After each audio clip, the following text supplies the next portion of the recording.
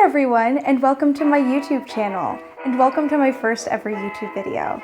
If you came here from my TikTok, hello, welcome. It is so great to have you on this platform. If you are new here, hello.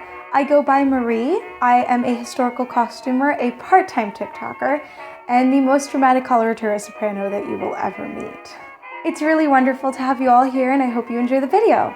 Without further ado, let's get started.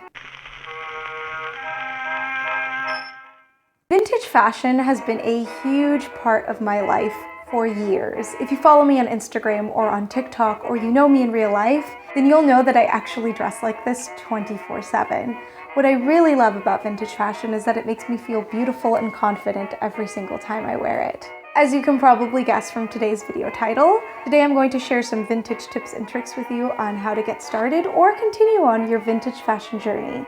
What is vintage fashion? The question of what vintage fashion constitutes of is highly subjective. There are people who will argue with you forever and tell you that anything that's 1960s or before is vintage, and there's other people that will say that 2010s is vintage. And the truth is, neither of them are wrong. It's all super subjective and a matter of perspective, so at the end of the day, it's up to you to decide what your personal definition of vintage fashion is. Want to wear an early 2000s Britney Spears jean dress moment and call that vintage? Go for it. Want to wear an Edwardian tea gown and call that vintage? Go for it. I'll say this many times in this video. There are no rules to vintage fashion. Where do I start? When I was first starting my vintage fashion journey, this was basically the big question. And it is a big question. So I'm going to divide this portion of the video into subpoints. Subpoint number 1. Help, I don't know which era to wear. There's this misconception that once you start dressing vintage, you can only pick one era and stick with it. Nothing could be further from the truth.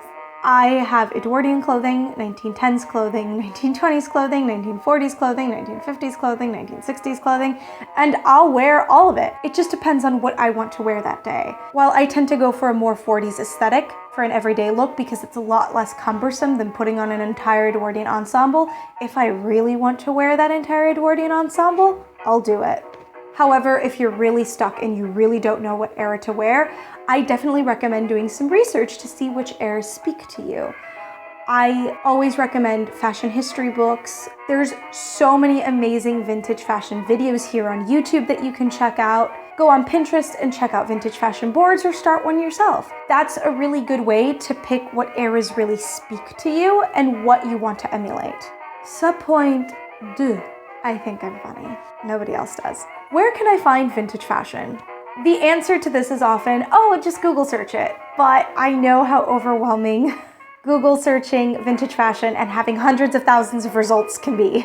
So I'm going to give some alternatives to online shopping. If you have a true vintage store near you, I definitely recommend that you check those out. Even if you don't buy anything from them, it is a great learning experience because you actually get to touch and feel extant garments from the eras, and you can see what silhouettes belong to which era. True vintage fashion tends to be a lot more expensive, and the farther back in time you go, the more expensive it gets because there's less garments available that are in sellable condition. However, I'll repeat myself again, even if you don't buy anything, definitely go. It is such an amazing experience to go into a true vintage store and be around these wonderful clothes, these wonderful pieces of history. So if there's one in your area, definitely check it out. Vintage reproduction stores are also a great option. They don't tend to run as much as true vintage because the clothing is manufactured in present day, and they offer clothing options for people who want to go really accurate and for people who want to do something more vintage inspired. I am going to link in the description box below my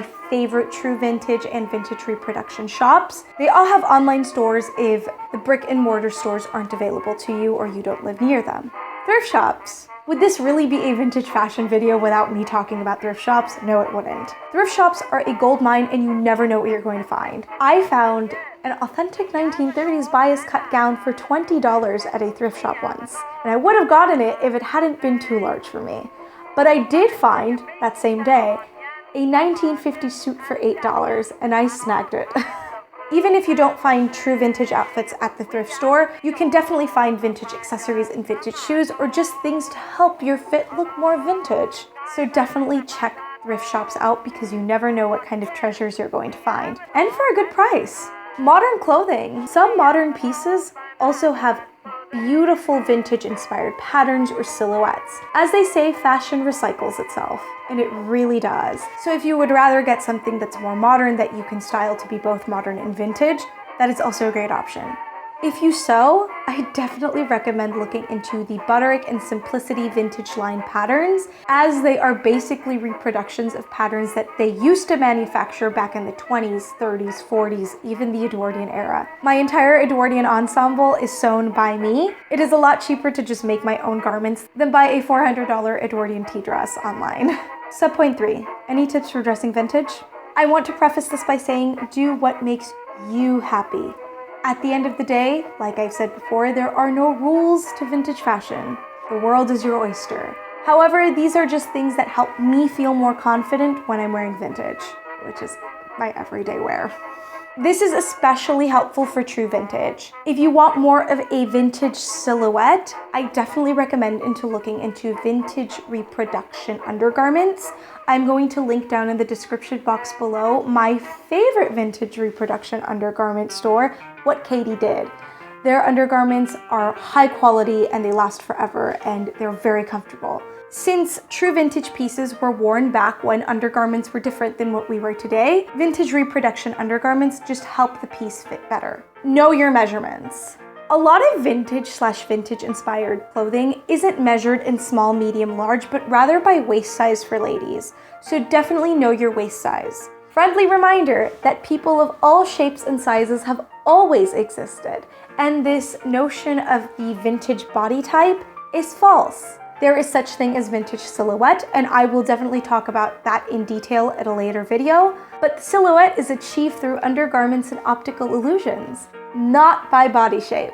Another thing that really helps me bring a vintage outfit together is doing my hair and makeup in the style of whatever era I'm dressed in that day. For example, if I'm doing something that's 40s inspired, I will do a brush out. This brush out is already messy because it's very humid where I'm at, and I'll put on a red lip. If I'm doing something Edwardian inspired, which you will see in the future, I will put my hair up in a giant pompadour.